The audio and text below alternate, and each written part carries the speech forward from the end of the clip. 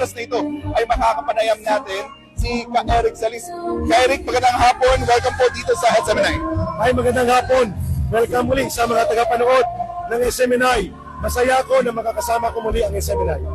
Ka-Eric, nandito po tayo ngayon. Nagkikisa po tayo sa panawagan ng transparency, accountability, especially sa gitna po ngayon ng lumalalang issue ng korupsyon. Ano po ang panawagan ninyo bilang isang mamamayan po? Ay, malinaw po na ang mga ebidensya, testimonya at mga pangyayari is pointing to Marcos now as the principal mastermind in the criminal operations of allegedly plunder operations. Kaya ang taong bayan ngayon, hindi na kontento na hanggang anti-corruption lang. Malinaw ang panawagan ng taong bayan. Marcos, resign. Marcos, dapat mag-step down na. Sapagkat there is no more moral integrity, there is no more competence, and there is no more trust on the part of the people kay Marcos. Kung kaya nananawagan ng taong bayan ngayon na bumaba na sa kapangyarihan sa mapayapang pamamaraan by way of resignation. Sir, sa tingin po ninyo, ano po kaya ang dapat gawin upang manumbalik yung trust ng taong bayan sa pamahalaan? There's no other way but for Marcos to resign, including si Romualdez.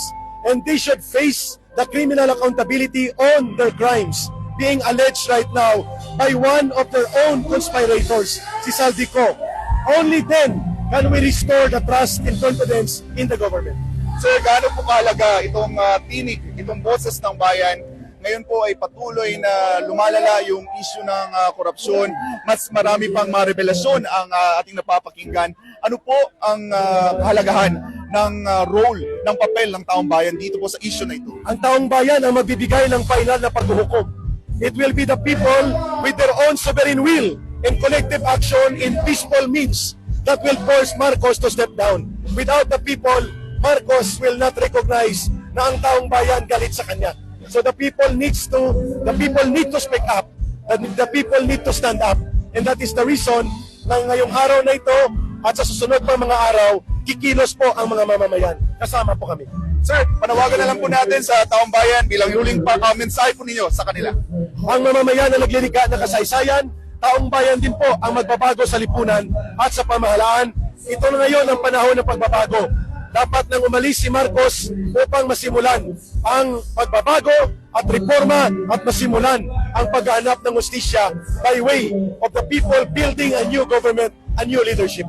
Maraming salamat po, Ka-Eric. At yan po mga partners, nakausap po natin si Ka-Eric Salis at patuloy pa rin ang programa dito sa EDSA People Power Monument dito nga sa Quezon City. At nakikita nyo dito sa aking likuran, nandito ang ating mga kababayan na nakikisa sa mga programa, iba-iba ang kanilang panawagan at yun nga, nais nilang magkaroon ng accountability ang lahat ng mga opisyal ng gobyerno, panagutin ang lahat ng mga mastermind dito sa lumalalang issue ng korupsyon sa bansa. At yan muna ang latest updates.